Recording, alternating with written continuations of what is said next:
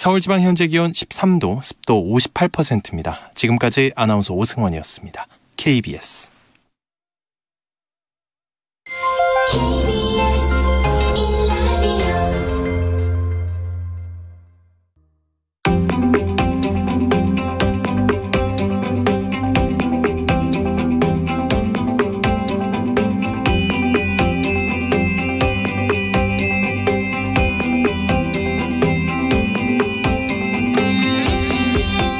김성환의 시사야.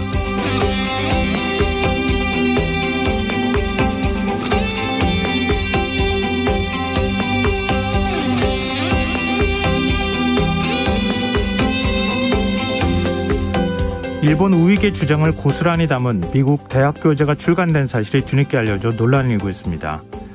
이 책은 1930년대 조선인 매춘 중개인들이 더 많은 수익을 거두기 위해 매춘부를 만주와 일본, 중국으로 보냈다고 기술하고 일본군 위안부를 부모의 빚을 갚기 위해 성급금 계약을 하고 스스로 몸을 판 여성이라고 표현했는데요.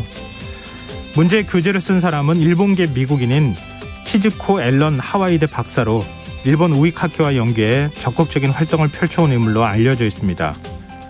마크 램지오 하버드대 교수와 겹치는 부분이 참 많은데요. 이번 일은 일본사가 아닌 한국사를 기술한 책이라는 점에서 일본 우익의 역사 왜곡 시도가 얼마나 광범위하게 펼쳐지고 있는지 다시금 깨닫게 해주는 것 같습니다. 어젯밤 일본군 위안부 피해 할머님 한 분이 별세하셨다는 소식이 전해졌습니다.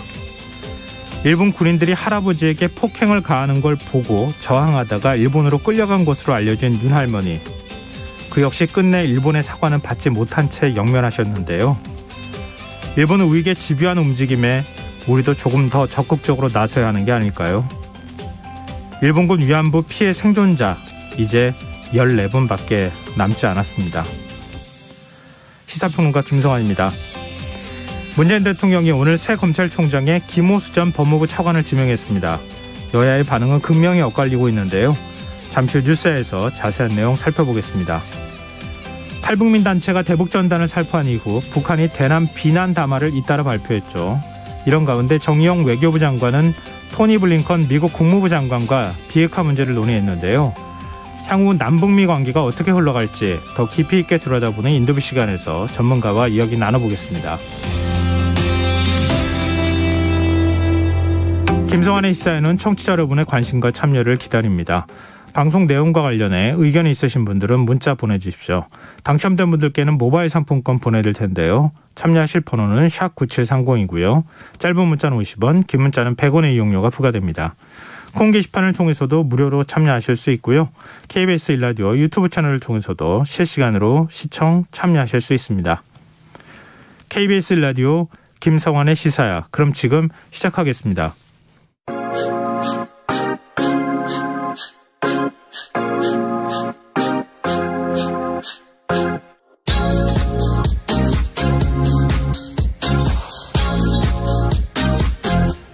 KBS 1라디오 김성환의 시사야.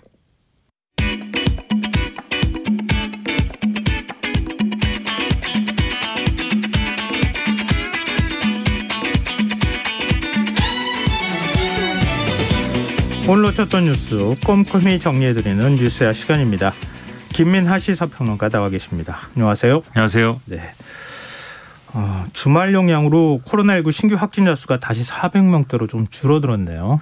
그렇습니다. 오늘 0시 기준 코로나19 신규 확진자는 488명이 늘었는데요. 지역 발생이 465명, 해외 유입이 23명이었습니다. 최근에 확진자 현황을 쭉 보면 지난 월요일도 오늘처럼 이제 400명대였는데 주 초에 700명대까지 오르는 그러한 이제 흐름을 보였죠. 그 다음 다행히 주 중반으로 접어들면서 더 느는 대신 조금씩 줄어드는 경향이 이어져 온 것은 있습니다. 어제 하루 진행된 검사 건수가 평일의 절반 정도로 이제 진행이 된 점을 감안해야겠지만 어쨌든 이러한 추이를 좀 잘 지켜볼 필요가 있겠는데요. 네. 지역별로 신규 확진자 나눠보면 서울이 123명, 경기가 129명, 인천이 14명 해서 총 수도권 확진자가 266명이었습니다. 비수도권의 경우에는 경남이 44명, 경북이 31명, 전남 24명, 울산 21명, 부산 16명. 좀 이 영남권이 상당히 심각한 상황인데요. 네. 그 외에도 이제 사망자는 한 명이 더 늘어난 그런 상황입니다. 감염 경로를 알 수 없는 비율은 지난주가 한 주 전보다 7.1% 오른 것으로 나타났고 자가격리 상태에서 확진된 사람 비율도 3.9%가 낮아졌는데 방역망을 벗어난 확진자가 그만큼 많아졌다는 의미여서 여러모로 이제 긴장이 필요한 상황입니다. 확진자가 좀 적게 나오는 지자체를 중심으로 시범적으로 지금 사회적 거리두기를 조금씩 완화하고 있잖아요. 근데 전남 지역이 사회적 거리두기 조치를 일부 완화한 첫날 코로나19 확진 사례가 잇따랐어요.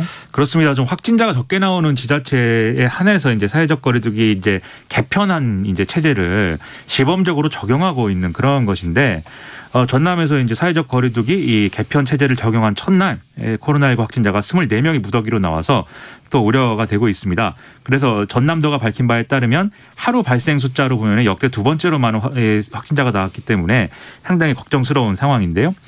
이 가운데 또 고흥군에서 이 면사무소, 군청, 소방서 등의 공무원들이 잇따라 확진됐는데 이 감염 경로가 또 아직 밝혀지지 않았고 또 민원 업무를 보는 공무원들이기 때문에 특히 고흥군 상당히 좀 우려가 되는 그런 상황입니다. 말씀드린 대로 사회적 거리두기 개편안 시범 적용한 거는 사적 모임 금지 대상을 이제 이 전남의 경우에는 4인 이상에서 6인 이상으로 바꾼다든지 뭐 이런 일부 내용이 이제 완화되는 그런 형태인 건데요.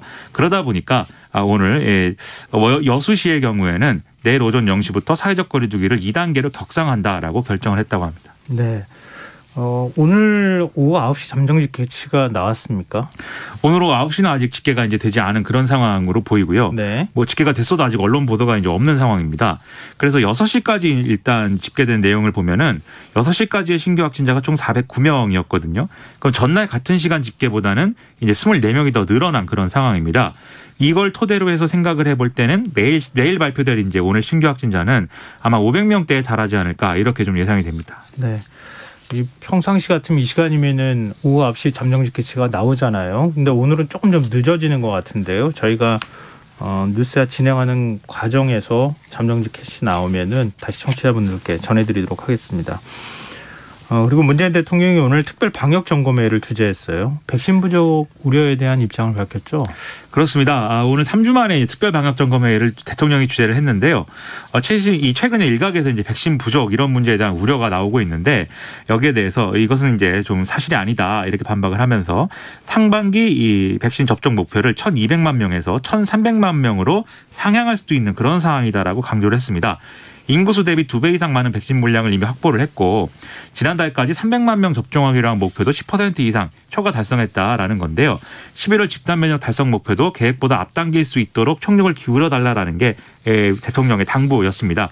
여기에 더불어서 이제 국내 백신 개발을 통한 백신 주권 확보 이런 것들도 이제 이루기 위해서 국내 기업에 대한 과감한 지원 이런 것들을 이제 언급을 했고요. 또 이걸 통해서 한국이 백신 생산에 있어서 글로벌 허브가 될 수 있는 나라로 지금 주목을 받고 있는 그런 상황이기 때문에 여기에 대해서 민간의 어떤 적극적인 협력이라든가 행정적 외교적 지원 이런 것들을 좀 하겠다라고 이제 설명을 했습니다. 그래서 이런 어떤 내용들을 통해서 방역과 접종에 대해서 우리가 좀 성공적으로 대응할 수 있다면 경제도 빠르게 회복할 수 있기 때문에 정부를 믿고 좀 방역과 접종에 협조를 해달라 이렇게도 당부하기도 했습니다. 방역당국도 백신 수급 계획을 발표하기도 했죠. 그렇습니다. 지금 이제 파이자 백신의 경우에는 1차 접종자 접종되신 분들에 대한 2차 접종이 지금 진행을 이제 시작을 하는 단계이기 때문에 신규 1차 접종이 일시적으로 중단된 상황이고 아스트라제네카도 이제 마찬가지 사정인 그런 상황인데요. 그러다 보니까 이제 좀 백신 이 수급 일정이나 이 접종 일정 이런 것들이 좀 조정을 해야 되는 상황인 게 최근 접종 속도를 감안을 하면 이 아스트라제네카 백신의 경우에는 이틀 정도면 이제 지금 바닥이 나는 분량이다. 이런 얘기가 지금 나오고 있기 때문에 네. 일시적으로 이제 좀 이 계획을 조정해야 되는 그런 상황이 이제 발생했다는 겁니다. 그래서 방역 당국은 오늘 이제 이후 도입될 백신의 이제 확정된 물량을 그래서 공개를 했는데요. 일단 아스트라제네카의 경우에는 오는 14일부터 다음 달 첫째 주까지 총 723만 회분이 들어올 예정이고 파이자 백신의 경우에는 이번 달과 다음 달에 걸쳐서 총 500만 회분이 들어올 계획이다. 이렇게 밝힌 그런 상황이고요. 여기 코백스 퍼실리티를 통해서 들어오는 아스트라제네카 백신이 한 167만 회분 정도가 이제 상반기 내에 공급이 될 것이고 파이자 백신도 29만 7천 회분이 상반기 내에 공급이 될 것이기 때문에 합치면 상반기 내에 이제 접종 가능한 백신의 물량은 1,420만 회분이다. 그래서 이걸 통해서 1,300명에 대해서 접종을 300만 명. 그렇습니다. 1,300만 명에 대해서 접종하겠다 이렇게 강조를 하고 있습니다. 그래서 이런 물량 도입 계획을 이제 바탕으로 해서 구체적인 접종 계획도 이제 언급을 했는데요. 일단 65세에서 74세까지 이르는 494만여 명의 접종 대상자들은 이달 27일부터 아스트라제네카 백신을 맞게 됩니다. 이 접종 예약은 고령층부터 순차적으로 진행을 하게 되고요. 70세에서 74세까지의 210만 5천여 명은 다음 달 6일부터 접종을 예약을 하게 되고 65세에서 69세 약 283만 8천여 명의 경우에는 이달 10일부터 60세에서 64세 400만 3천여 명의 경우에는 13일부터 접종 예약을 하도록 이렇게 지금 일정을 짜놓은 그런 상황입니다. 그리고 만성중증호흡기 질환자 1만 2천여 명도 이달 27일부터 접종이 이제 시작이 되고요. 유치원 및 어린이집, 초등학교 1, 2학년 교사 36만 4천 명에 대해서도 이달 13일부터 사전 예약을 받아서 다음 달 7일까지 아스트라제네카 백신을 접종한다 이런 내용입니다. 그리고 사회 필수 인력 및 군 장병 가운데 30세 미만의 경우에 파이자 백신을 맞게 되는데 이 경찰, 해양경찰, 소방 등 사회 필수 인력의 30세 미만 19만 1,000명부터 다음 달부터 이제 화이자 백신을 맞게 되고요. 그다음에 군 장병 중에 30세 미만 45만 2천 명의 경우에는 군 병원, 군 부대 등에서 자체적으로 파이자 백신을 활용해서 접종을 실시한다 이런 내용입니다. 그리고 아스트라제네카 접종에서 제외된 이제 나머지 30세 미만의 이제 접종 대상의 경우에는 6월 중에 파이자 백신 접종을 시작하게 되는데 언제 신청하고 언제 맞게 되는지는 아직 미정인 그런 상황이라고 밝혔습니다. 네, 그러면은 백신이 이달 중순경부터 본격적으로 들어오기 시작한다 이런 얘기가 드는 거잖아요. 그렇습니다. 이걸 쭉 종합을 해보니까 그때부터 본격적으로 접종이 인원이 늘어나고 지금 이제 상반기 중에 1,300만 명 접종 계획을 달성할 수 있을 만큼 많은 접종이 이루어진다 이런 얘기인데, 근데 지금 열흘 정도 남은 상황 아니에요? 그렇습니다. 그 사이에 어떻게 할 건지에 대한 계획이 지금 빠져 있는 것 같은데요. 그렇습니다. 그래서 아마 이제 2차 접종 중심으로 이 중간에는 이제 좀 접종을 하는 상황이 될 것 같고 그 사이에 이제 1차 접종이나 이런 것들은 뭐 최소화하는 그런 방향으로 지금 계획을 하고 있다 이렇게 볼 수가 있겠습니다.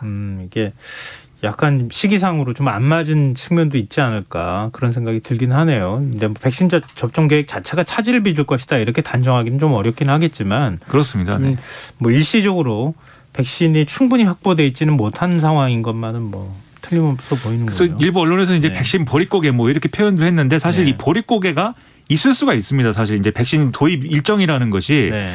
여러모로 이제 좀 이 우리가 실제로 백신을 접종하는 일정과 맞지 않을 수도 있고 또 사실은 이제 1차 접종 대상을 많이 이제 늘리면서 기존에 이제 2차 접종 물량 일부를 또 1차 접종에 투입한 부분도 있고 하기 때문에 이러한 것들이 좀 계획이 변경되거나 할 수도 있는 것인데 중요한 것은 이렇게 1차 접종 대상을 늘린 것도 사실은 뭐 잘못한 건 아니거든요. 그게 예를 들면 그 부분은 오히려 전문가들이 그렇죠. 더 잘한 일이다 이렇게 그렇죠. 얘기하고 있죠. 1차 접종만으로도 얻을 수 있는 이익이 있기 때문에 네. 1차 접종을 빨리 한 것 자체는 이제 좀 긍정적인 부분이 있고 여기에 더불어서 일단 좀 사이에 이제 우리가 1차 접종에 어떤 공백은 생긴다 하더라도 어쨌든 이 지금 말씀하신 대로 일정에 이제 맞추는 게 더 중요한 문제이기 때문에 네. 일단 백신 도입 일정만 정확하게 지금 정부가 밝힌 대로 지켜진다라고 한다면 중간에 좀 비게 되는 1차 접종의 어떤 일정 이런 것들은 충분히 이제 좀 극복 가능한 문제이다 이렇게 볼 수가 있겠습니다. 네.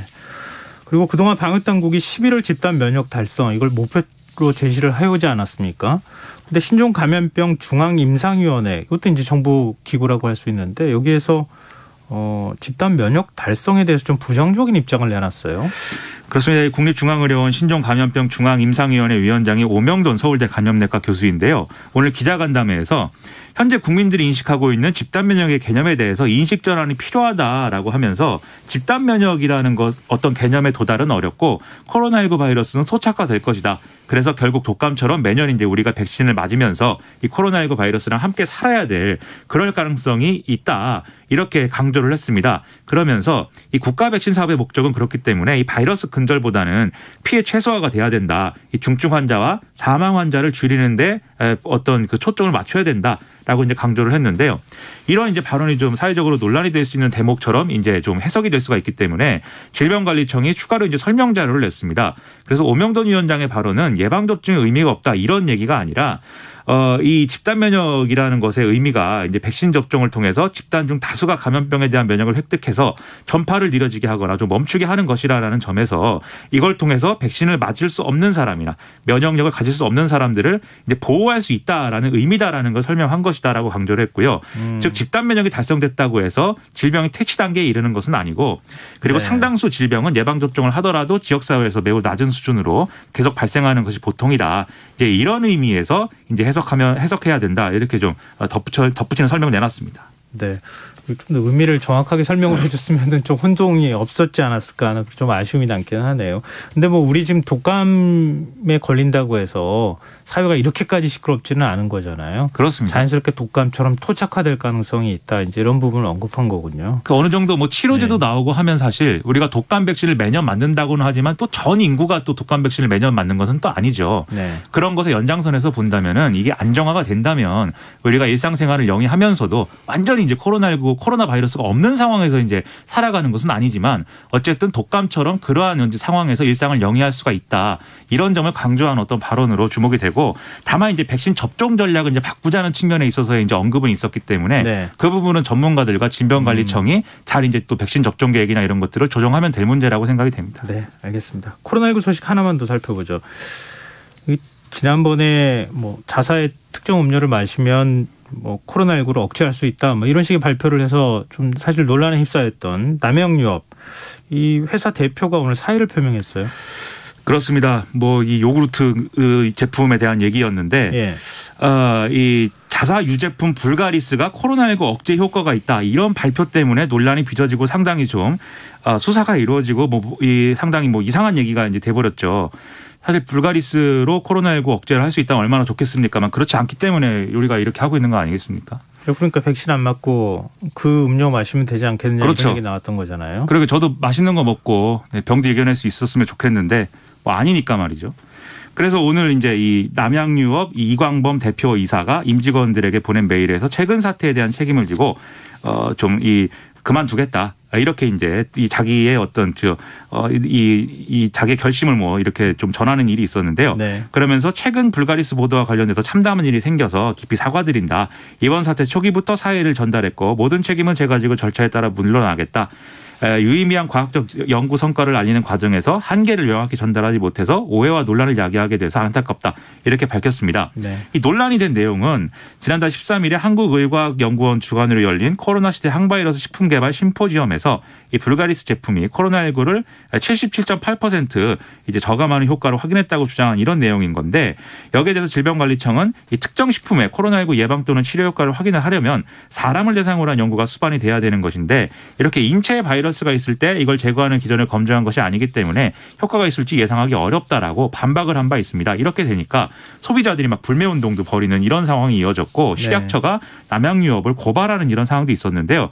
그래서 경찰이 지난달 30일에 이 본사 사무실과 연구소 등을 압수수색하면서 이제 수사에 들어간 그런 상황입니다. 그리고 영업정지 2개월의 사전 통보를 또 남양유업이 받기도 했는데 여기에 대해서는 소명이라든가 이 청문 절차를 밟게 해달라고 지금 요청하고 있는 상황이어서 이 처분이 좀 결정되기까지는 시간이 걸릴 것이다 이렇게 얘기를 하고 있습니다. 네, 저 화제를 바꿔보겠습니다.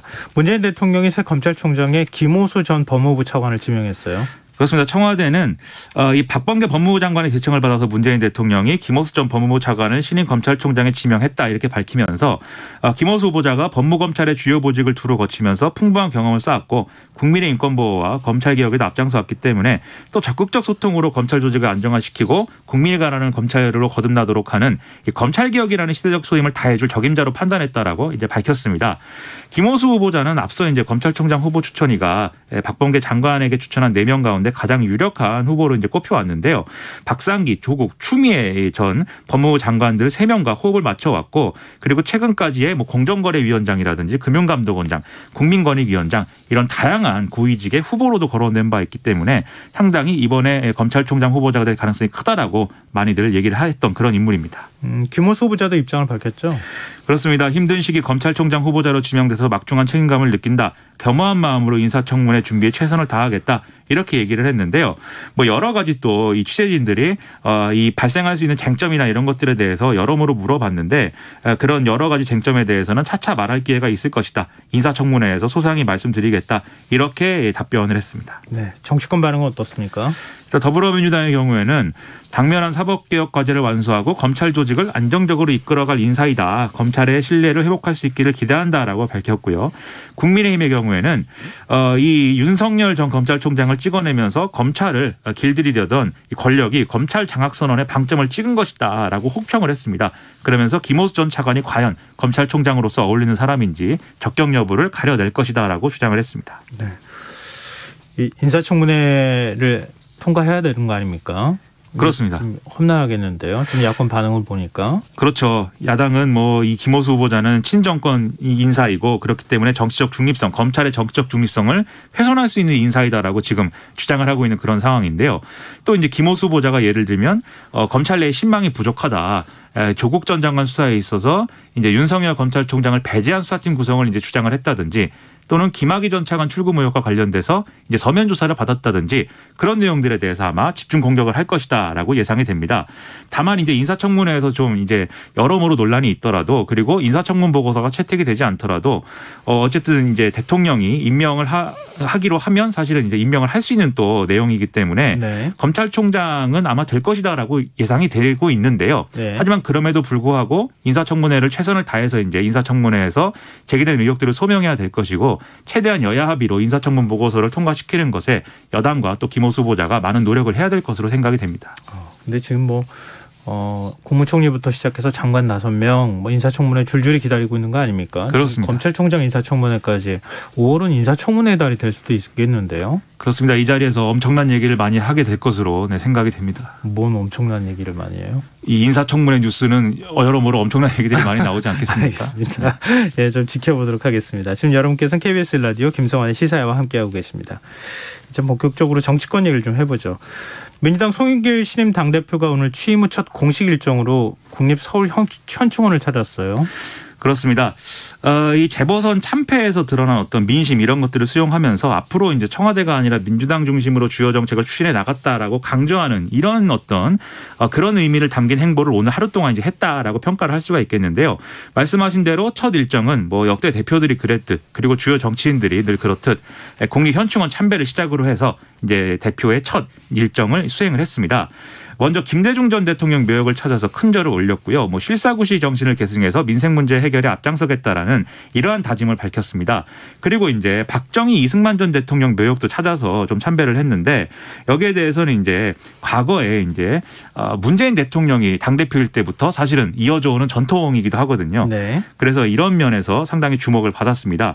그리고 처음으로 이제 최고위를 주재해서는 재보궐선거에서 확인된 민심을 잘 받아들이겠다라면서 핵심 현안으로 부동산과 백신 문제를 꼽았는데요. 그러면서 청와대보다는 민주당이 정책의 중심이 돼야 된다라고 강조를 했고요. 또 제1야당인 국민의힘을 향해서도 코로나19 위기 속의 어떤 대승적인 협치 이런 것들을 강조하는 이런 모습을 보였습니다. 네. 이승만 박정희 전 대통령 묘역도 차례로 참배했는데 이게 어떤 정치적인 의미가 있다고 봐야 돼요? 이제 앞서 말씀드렸듯이 문재인 대통령 이래로 계속해서 이제 더불어민주당의 당대표들은 전직 대통령들을 다 이제 참배하는 전통을 이제 지켜오고 있는데 송영길 대표가 좀 더 이제 좀 적극적이었다라고 생각되는 부분은 네. 이 박정희 전 대통령 이 묘역을 참배한 이후에 방명록에다가 자주국방, 공허기국, 국가 발전을 위한 대통령님의 헌신을 기억한다라고 구체적으로 이제 잘한 일을 이 방명록에 적었다라는 겁니다. 네. 이전에 이제 대표들이 뭐 어떤 잘한 일도 있고 잘못한 일도 있지만 잘한 일을 뭐 기리고 있다 뭐 이런 정도로 설명을 했는데 공과 과가 동시에 있다 이런 그렇습니다. 표현을 쓴 거죠. 그렇습니다. 여기는 구체적으로 자주국방, 공허기국 이렇게 썼으니까 좀 적극적인 행보 아니냐 이렇게 생각이 되고요. 그다음에 여기에 더해서 또 좀 이색적이다라고 본 것이 선언일 제도과 김용호 장군 묘역에 참배를 했는데 뭐 선언일 제독이라고 하면은 우리나라 이제 해군을 만든 사람이다 뭐 이렇게 평가가 되고 있고 김종호 장군도 6.25 전쟁에서 굉장히 공을 세운 이런 장군이다라고 평가되는 분 아니겠습니까? 그래서 여기에 대해서 이제 참배를 하면서 이렇게 송영길 대표가 얘기를 했습니다. 자신의 아들이 더불어민주당은 이 유니폼을 입고 이제 돌아가신 분들에 대해서 너무 소홀히 한다는 얘기가 있지 않느냐. 세월호 참사에 대한 어떤 그러한 대응하고는 비교된다라는 얘기가 있다. 이런 얘기를 하더라. 그래서 앞으로 내가 안 가더라도 이런 행사에는 최고위원들이 많이 가야 된다고 생각한다. 이렇게 얘기를 했는데요. 여기서 또 굳이 세월호 참사와 이 문제를 비교했기 때문에 이게 또 논란이 좀 됐습니다.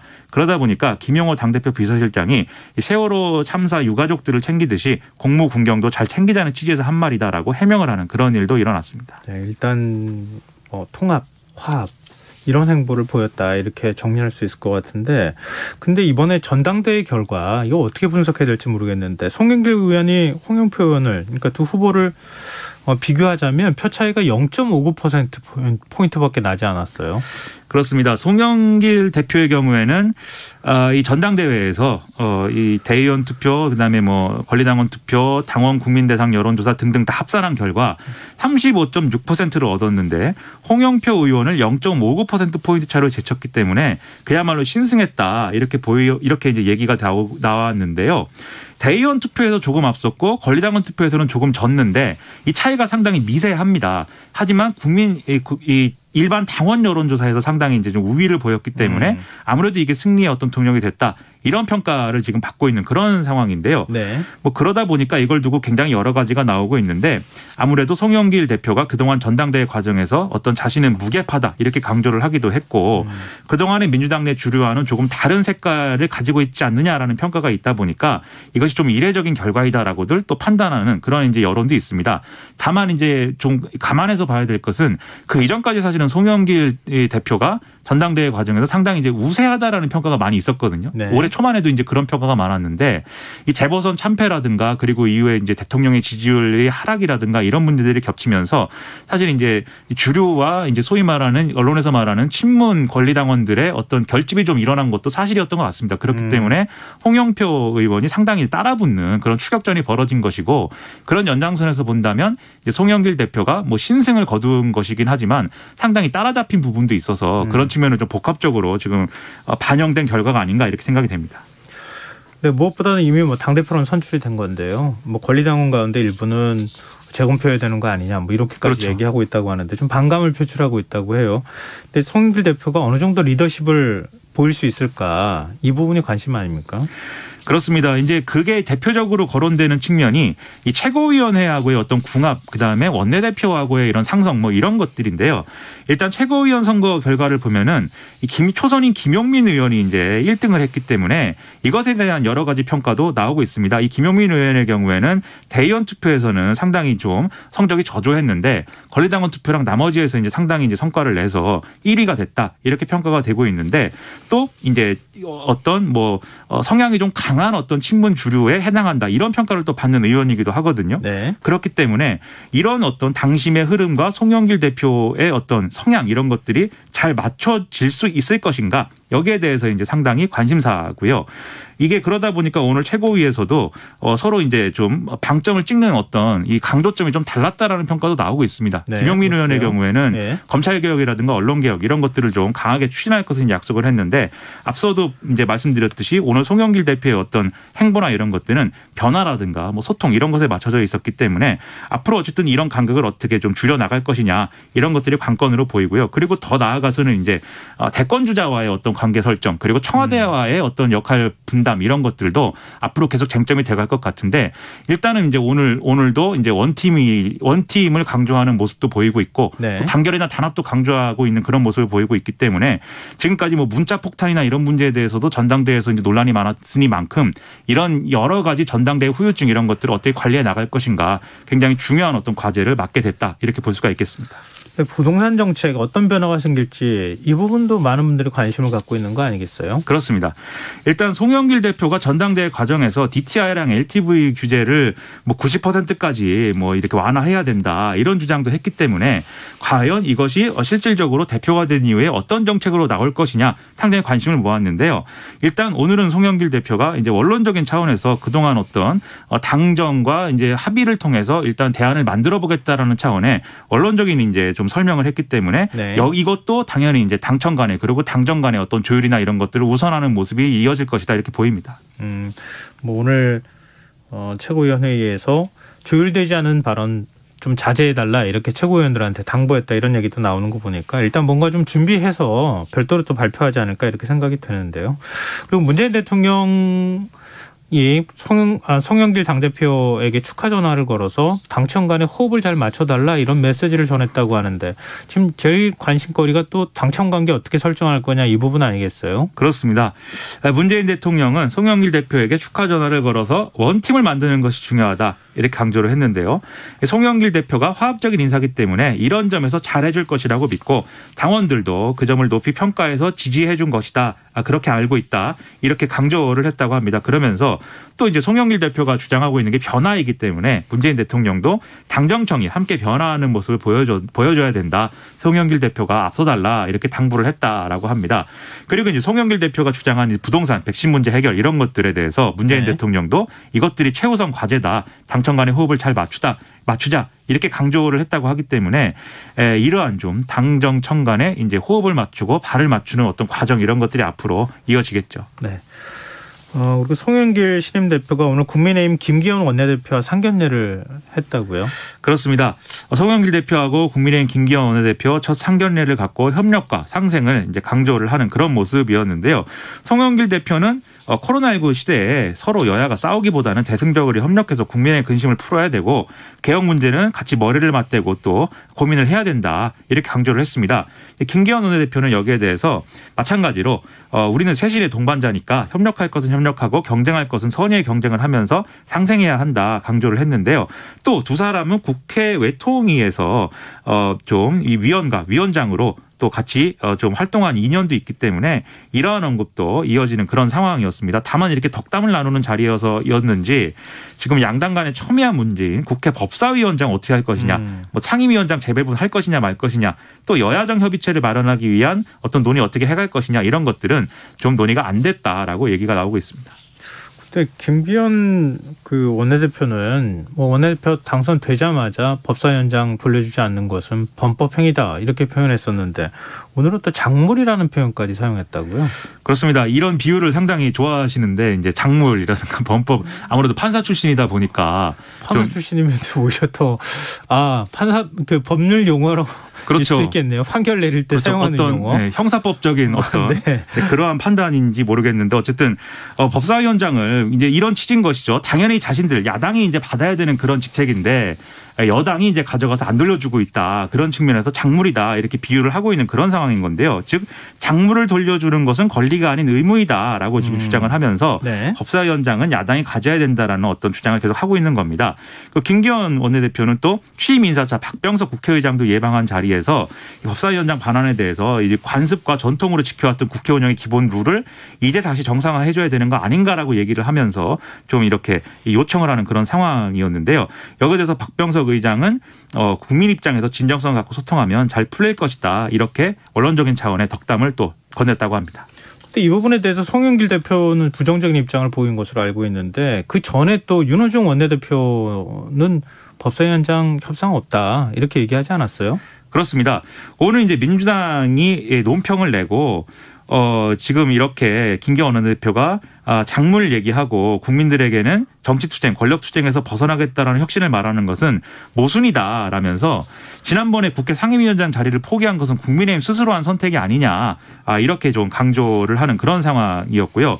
또 당시에 이제 원구성 협상다시 실무 책임자였던 민주당 김영진 의원도 페이스북을 통해서 그 당시에 이제 민주당 11개, 국민의힘 7개 이렇게 구체적으로 상임위 위원장 배분 이제 숫자도 얘기를 했는데 이걸 받지 않은 건 국민의힘이고 이걸 걷어찬 게 김종인 비대위원장이었다. 이 벼랑 끝 정치 전술을 했던 것인데 지금 철진한 노래를 할 그럴 이 때가 아니다라고 또 강조를 하는 그런 모습이었습니다. 그래서 말씀하신 대로 원내대표도 그렇고 대표도 그렇고 당 전체의 입장도 이 상임위 재협상이나 이런 것에 대해서는 좀 부정적인 흐름으로 가고 있어서 이 부분은 계속 좀 여야가 대립하는 어떤 쟁점이 될 것 같습니다. 네. 지금 김기현 그 원내대표, 당대표 권한대행까지 맡고 있는 상황인데 취임하자마자 지금 대역 강경 드라이브를 좀 걸고 있는 것 아닌가 이런 평가를 받고 있네요. 그렇습니다. 이제 청와대 오찬 제안을 이제 거부한 것에 대해서 뭐 거부했다기보다는 정중하게 양해를 구했다는 표현이 맞다라면서 아무 준비도 없이 무작정 식사만 하자고 될 일이 아니다. 뭐 이렇게 얘기한 것이 또 정치적인 파장이 이제 일기도 했는데요. 이런 가운데 이제 오늘 김기현 이제 원내대표가 부동산 논의를 위한 여야정 협의체 구성 이런 것들을 또 제안을 했는데 이것을 또 여당이 어떻게 할 것인지 이런 것들이 또 관건이겠습니다. 그리고 이 여야가 협의할 어떤 최우선 과제로 지금 코로나 백신 확보를 꼽고 있는데 이게 같이 뭐 백신 확보의 방법을 뭐 모색하자 이런 게 아니라 백신 확보 실패의 책임을 따질 거니까 국정조사도 해야 된다 뭐 이런 주장을 또 같이 하고 있는 그런 상황이거든요. 이러다 보니까 이 부동산, 백신 그리고 뭐 어떤 이 청와대와의 관계 이런 것에서 좀 강대강으로 좀 가는 그런 국면이 아니겠느냐 이렇게 해석이 나오고 있습니다. 김기현 권한대행은 김부겸 국무총리 후보자에 대한 지명 철회도 요구했어요. 그렇습니다. 이 김기현 대행은 대선을 앞두고 있는 내각의 총책임자가 민주당 의원 출신의 당대표에 출마했다가 떨어진 사람인데 이것은 민주선거가 아니라 관건선거를 하겠다는 노골적인 의지의 표명이다. 이렇게 주장을 했고요. 또 박범계 법무부 장관, 전해철 행안부 장관, 박지원 국정원장 등이 전현직 민주당 의원인 것도 이제 문제다라고 그렇게 주장을 하는 상황이 이제 이어지고 있어서 이것도 이제 또 인사청문회를 호락호락하게 뭐 지나가지는 않을 것이다라는 어떤 이런 취지로 받아들여지고 있습니다. 근데 지금 이제 그 신임 원내대표가 민주당도 그렇고 국민의힘도 지금 뽑은 거잖아요.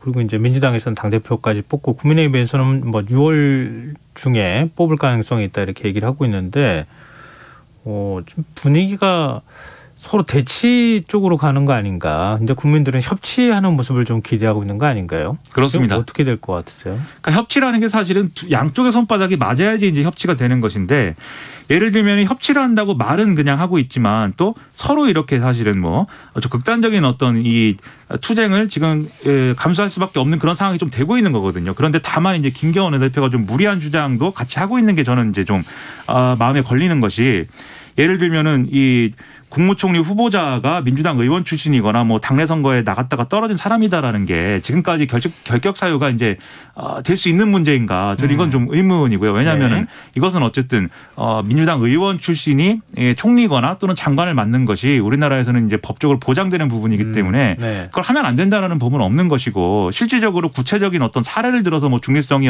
훼손됐다라고 말하면 모를까 이런 근본적인 차원을 거론하기 시작하면 사실은 협치라든가 이렇게 좀 합의하는 건 좀 어려울 수 있는 거거든요. 그리고 법사위원장 문제에 대해서도 민주당이 쭉 그런 지적을 했지만 사실은 민주당이 좀 열어놓고 협상을 하려고 해도 그러면 가장 먼저 부딪히게 되는 문제가 뭐냐면 법사위의 이제 어떤 상원 기능을 어떻게 할 것이냐 여기부터 이제 부딪히게 될 것인데 네. 여기에 대해서는 별다른 대안을 지금 국민의힘은 얘기하지 않고 있는 상황입니다. 그렇기 때문에 사실 정부 여당이 좀 품을 넓게 가져서 야당을 포용하고 야당의 주장을 들어주는 것도 중요하겠지만 그것이 또 가능하게 만드는 것 또한 야당의 정치력이기 때문에 지금은 뭐 비록 모습은 이렇지만 좀 나아가면은 두 양당이 좀 협의를 할 수 있는 그런 조건을 서로 만드는 것이 필요하다 이런 생각입니다. 네. 지금 야권 통합 논의 어떻게 되는가 이거 궁금하신 분들도 많이 있는데 내일 김기현 당대표 권한대행과 국민의당 안철수 대표가 만난다고 하네요. 그렇습니다. 안철수 대표가 내일 이제 국민의힘 김기현 권한대행 만나서 통합에 대한 의견을 교환하기로 했다 이렇게 밝혔는데요. 일단 안철수 대표는 다음 대선 때 야권 단일 후보만 선출되면 되는 것이고 방법에 대해서는 뭐 그때 가서 이제 뭐 단일화를 하는 방법부터 아예 먼저 통합을 하는 방법까지 여러 가지를 열어놓고 있다 이렇게 얘기를 했거든요. 다만 이제 자신들은 이런 얘기를 했습니다. 국민의당은 이미 준비가 돼 있다. 통합은 빠르면 빠를수록 좋다고 생각한다. 국민의힘의 내부의 의견 정리가 되는 것을 기다리고 있다. 이렇게 얘기를 했기 때문에 상당히 합당에 대한 의지를 이제 좀 높이고 있는 걸 봐서 전당대회 국면이 지나면 합당이라든가 이런 것들에 좀 국민의당에 유리한 부분들이 많이 없어질 것을 우려하고 있는 것이 아닌가 이런 생각이 듭니다. 네. 지금 야권하고 여권 모두 다 뭐 굉장히 역동성 있게 움직이는 것 같아서 앞으로 정치 앞날을 예측하기가 굉장히 어렵지 않을까 그런 생각이 좀 드네요. 그리고 앞서 코로나19 오늘 오후 9시 잠정직 개치 나오면 저희가 전해드린다고 말씀드렸는데요. 이게 지금 전국 잠정직 개치가 안 나오고 서울만 지금 나온 상황입니다. 서울이 176명으로 지금 나왔고요. 어제보다는 51명이 더 많은 숫자고 지금 더 큰 문제는 확진율이 평균 최근 보름 동안 0.6% 수준이었는데 오늘 1이 넘을 게 확실시된다. 이런 그러니까 검사자 수 대비 몇 명이 확진됐느냐 이걸 지금 보는 것인데요. 이게 1%가 넘어갈 것이다. 이런 이제 보도가 나오고 있는 상황입니다. 저희가 전국 상황도 집계가 되면 또 숫자 알려드리도록 하겠습니다. 네, 오늘 뉴스 여기까지 하겠습니다. 지금까지 김민하 시사평론가였습니다. 고맙습니다. 고맙습니다.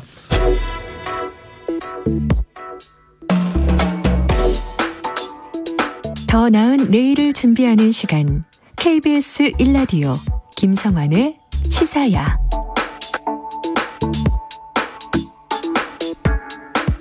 북한이 어제 새벽 대남 대미 비난 담화 3건을 잇따라 내놨습니다. 김여정 노동당 부부장은 탈북민 단체 대북전단 살포에 대해 용납 못할 도발 행위라면서 비난하면서 상응한 행동을 검토하겠다라고 밝히기까지 했는데요. 이런 가운데 정의용 외교부 장관이 오늘 런던에서 토니 블링컨 미국 국무부 장관과 회담을 가졌는데 어떤 논의가 오갔을지 주목이 되고 있습니다. 통일연구원 홍민 연구위원 연결해서 이 문제에 대해서 좀 더 자세한 얘기 나눠보겠습니다. 연구위원님 안녕하십니까? 예, 안녕하세요. 네. 먼저 김여정 노동당 부부장의 어떤 그 대남 비난 담화에 대해서 여쭤보고 싶은데요. 네. 지금 미국의 대북 정책 검토가 완료됐다 이렇게 보도가 나온 딱 그 시점인데 그 시점에서 이렇게 비난 담화를 발표하는 것 이거 어떤 의도가 담겨 있다고 봐야 될까요? 예, 뭐 상당히 의도되고 기획된 담화라고 볼 수 있습니다. 특히 이제 김여정 부부장의 담화만 나온 것이 아니라 그 이외에도 외무성에서 권정근 미국 국장과 외무성 대변인 담화가 동시로 같이 나왔습니다. 총 3개의 담화가 동시에 나온 것이라서 보통 이런 경우는 극히 드물죠. 매우 이례적인 형식으로 이 담화 3개를 같은 시점에 냈다라는 거는 뭔가 메시지를 강력하게 보내기 위해서 의도됐다라고 이제 읽을 수 있는 거고요. 그 담화의 3개의 내용을 보면은 네. 하나는 김여정 부부장의 담화는 대북 전단지 문제고, 그다음에 외무성 대변인 담화의 그 내용은 인권 문제, 자신의 인권 문제를 건드리는 것에 대한 불쾌감.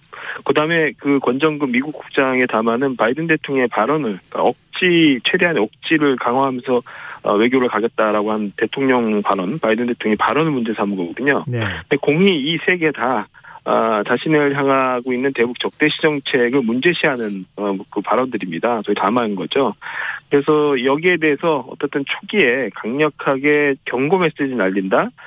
대북 정책이 그 미국의 대북 정책이 구체화되기 직전에 어떻든 미국에 대해서 기선을 제압하면서 인권이나 최고 존엄을 건드리는 문제를 들고 나오면서 대북 정책 펼칠 경우에 가만두지 않겠다라는 일종의 초기 기선 제압 의미를 상당히 갖고 있다. 이렇게 일단 읽혀집니다. 그 대미 그 어떤 메시지를 낸 거 2개의 담화를 일단 빼놓고요. 일단 먼저 김여정 부부장이 대북 전단 살포에 대해서 상응한 행동을 검토해 볼 것이다. 이렇게 밝힌 부분이 좀 주목이 되거든요. 왜냐하면 남북 공동연락사무소 폭파했던 지난해 6월 상황이 좀 떠올라서 걱정하시는 분들이 있는데요. 이게 진짜 행동으로 옮겨질 것이라고 보십니까? 예, 가능성은 어느 정도 있습니다. 그 이유는 뭐냐면 일단 검토라는 말을 썼기 때문에 이게 바로 모든 검토가 끝난 상태에서 행동을 하겠다라는 의미로 바로 읽혀지지는 않습니다. 그러나 어쨌든 지난 3월에도 김여정 부부장이 담화를 내서 상당 부분 경고를 이미 한 바가 있거든요. 네. 한미연합훈련을 제기한 것에 대해서 조평통을 폐지하겠다. 소위 우리 한국의 통일부에 같은 격에 있는 조국평화통일위원회를 정리하는 문제, 뭐 금강산 국제관광국을 비롯한 관련 기구를 폐지해버리겠다. 네. 또 뭐 그 9.19 군사합의를 파기하겠다. 뭐 이런 경고를 이미 사전적으로 하긴 했습니다. 그러나 이번에 이제 북한이 김여정의 담화는 검토란 말을 쓰긴 했지만 최근에 북한이 보인 행동의 패턴을 보면은 가능성이 좀 높아졌다고 볼 수 있는데요. 그 이유는 비례적인 대응을 요즘 강조하고 있습니다. 그러니까 상대가 무엇을 행동하고 말을 하고 있는지를 하나하나 자신의 계산표 형식으로 이제 만들고 네. 그것이 어느 정도의 단계에 이르면은 거기에 비례해서 자신이 어떤 응수를 해주는 거죠. 대응을 해주는 방식으로 요즘은 계속 비례적 대응을 강조를 하고 있습니다. 특히 이제 미국을 향해서는 뭐 선대성, 강대강 원칙을 네. 얘기하는 거와 동일한데요. 그래서 최근에 이런 그 대북 전단지가 살포된 행위는 우리 정부가 막지 못했는데 어떻게 이 전단지 살포의 행위는 자신과 합의했던 남북이 합의했던 4.27 판문점 선언을 합의를 위반한 행위로 이제 간주를 하고 아마 그 위반에 해당되는 자신의 어떤 대응 어떤 그 행동이 나올 가능성이 있습니다. 북한 행동이.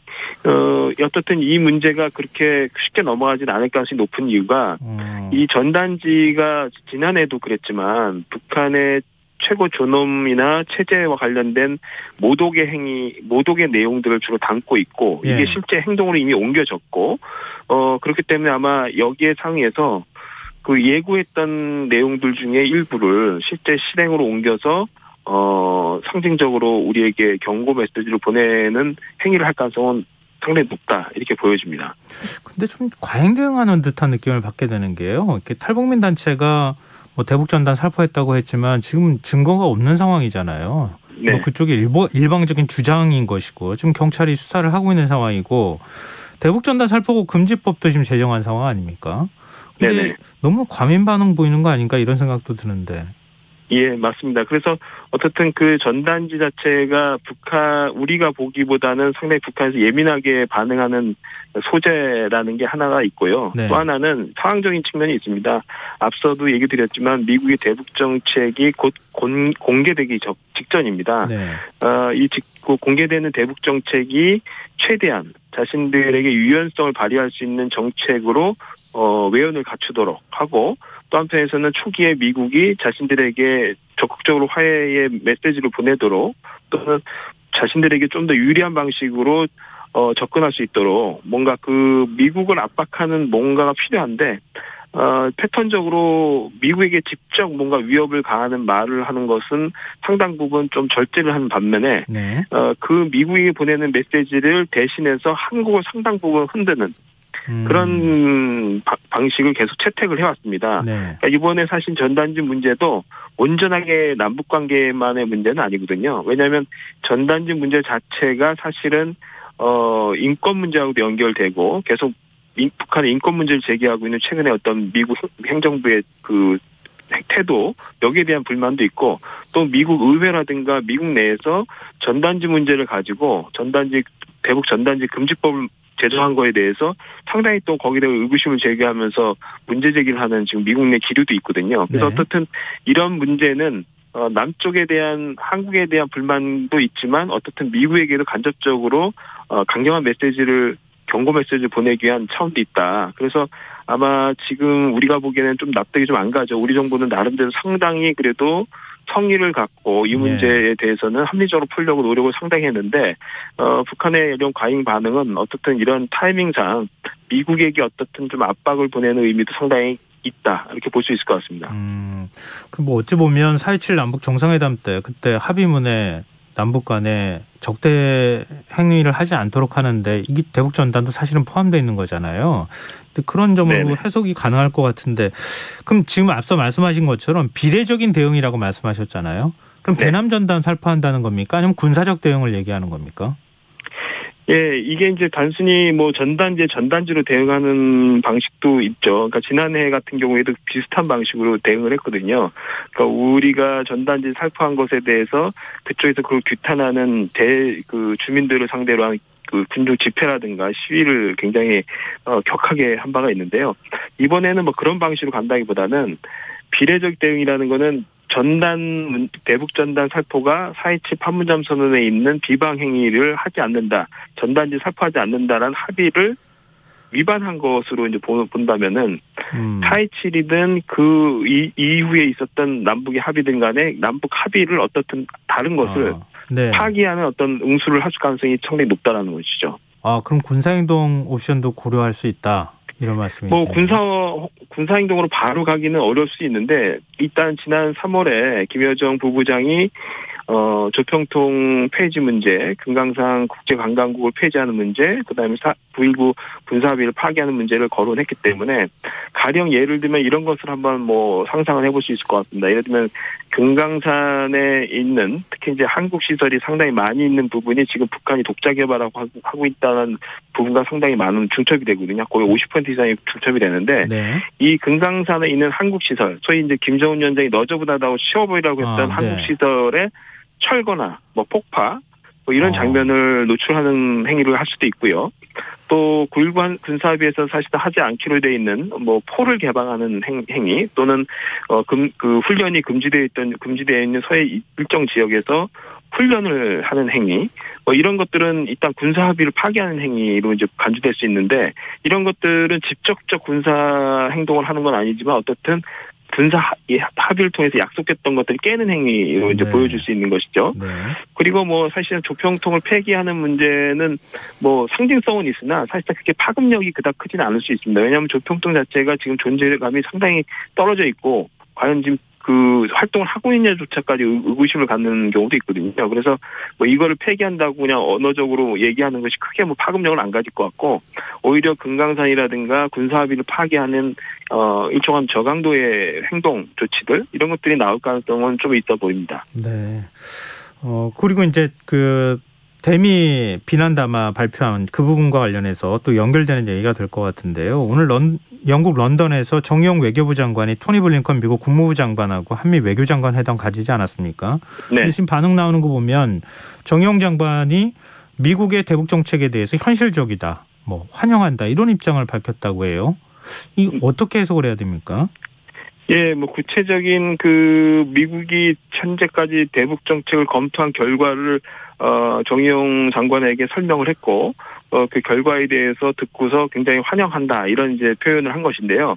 그만큼 우리 정부가 상당히 우려했던 여러 가지 미국의 대북 정책 혹시나 있을 우려스러운 어떤 그 방향, 이런 부분에 대해서 안심할 정도의 상당히 현실적인 안이 나온 것이 아닌가라는 생각이 듭니다. 그리고 뭐 요 발언 이전에도 제이크 설리번이 언론사와의 인터뷰 과정에서 상당히 실용적이고 해결 중심의 그 외교를 통해서 해결 중심에 접근을 하겠다, 뭐 이런 표현까지도 또 썼습니다. 네. 그리고 뭐 그 전에 이제 물론 기자 질문의 대답이었지만 미 국무부의 젠사키 그 대변인이 기내에서 기자들에게 한 발언 중에는 상당히 많은 힌트들이 들어 있는데요. 어쨌든 기존에 미국이 했던 어느 정부가 했던 그 접근보다도 상당히 실용적이고 현실적인 가능성이 높다라고 이제 판단이 됩니다. 그럼 구체적으로 어떤 내용을 얘기했을 것 같습니까? 예, 뭐 여기 이제 그 정용 장관과의 그 한미 외교장관의 만남의 구체적인 결과 내용은 아직 보도가 안 되고 있는데요. 네. 다만 이제 그 젠사키 그 대변인, 미국 국무부 대변인과 그다음에 제이크 설리번 NSC 보좌관의 최근 발언으로 봤을 때는 어떻든 과거의 오바마 정부의 전략적 인내도 아니고, 그다음에 트럼프 행정부처럼 신속하고 단기간에 비핵화를 달성하겠다고 일괄 타결 중심으로 접근하던 방식도 아니다. 그러면 어떤 접근이냐? 굉장히 단계적인 것이고 실용적인 것이다라고 얘기를 했거든요. 네네. 그 말은 이게 최근에 뭐 두세 달 사이에 미국 싱크탱크를 비롯해서 미국 워싱턴 정가에 돌고 있는 대북 정책에 대한 온갖 얘기들이 많이 있었는데, 그 얘기들의 대부분은 기존 정책은 다 실패했다라는 거죠. 네. 거기에 대한 일정한 공감대가 이미 다 형성이 되어 있습니다. 그러니까 기존 정책이 실패했다라는 거는 단기간에 신속하게 뭔가를 압박해서 비핵화를 달성한다는 거는 불가능하다. 그래서 굉장히 장기성을 띠는 과정으로 보고 1차적으로 가능한 수준에서 합의를 하고 일단 위협을 줄이는 데 목표를 둬라. 특히 핵무기의 고도화 수준을 일종의 멈추는 데 일단 목표를 둬라. 이런 아주 현실적인 안들이 나오고 있어서 아마도 그런 쪽에 가까운 접근, 그리고 외교적 접근 중심으로 아마 그 대북 정책 결과가 나오지 않았을까라는 생각이 듭니다. 네, 시간은 많지 않은데요. 북한은 어떻게 반응할 거라고 보시는지? 예, 북한에게는 상당히 그 반겨할 만한 일이라고 봅니다. 일단 왜냐하면 그 북한이 늘 동시적 단계적인 그 접근을 해야 된다라고 주장을 해왔고요. 네. 그다음에 항상 신뢰 구축 속에서 상호주의적으로 가야 된다고 얘기를 하는데요. 지금의 그 바이든 정부가 내놓을 대북 정책의 윤곽은 대략 그것과 크게 다르지 않습니다. 어쨌든 굉장히 장기적인 과정을 통해서 점진적으로 상호적으로 좀 교환하면서 가야 된다라는 쪽에 가깝게 지금 아마 윤곽이 잡힌 것으로 보이거든요. 네. 다만 그 단계마다 어떤 방식으로 엄격하게 뭔가 잣대를 들이면서 갈 것이냐, 조금은 느슨하게 갈 것이냐, 이 차이는 좀 있을 것 같아요. 네. 근데 아마 알겠습니다. 이제 북한은 이런 내용을 좀 더 자신들에게 유리하게 끌어들이기 위해서 초기에 상당한 기선 제압을 하기 위한 아마 강수를 둘 가능성도 있다, 이렇게 보여집니다. 네, 오늘 말씀 고맙습니다. 예, 감사합니다. 예, 지금까지 통일연구원 홍민연구위원이었습니다. 김성환의 시사야 1부 순서는 여기서 마무리하겠습니다. 전 11시 정각 2부에 다시 오겠습니다.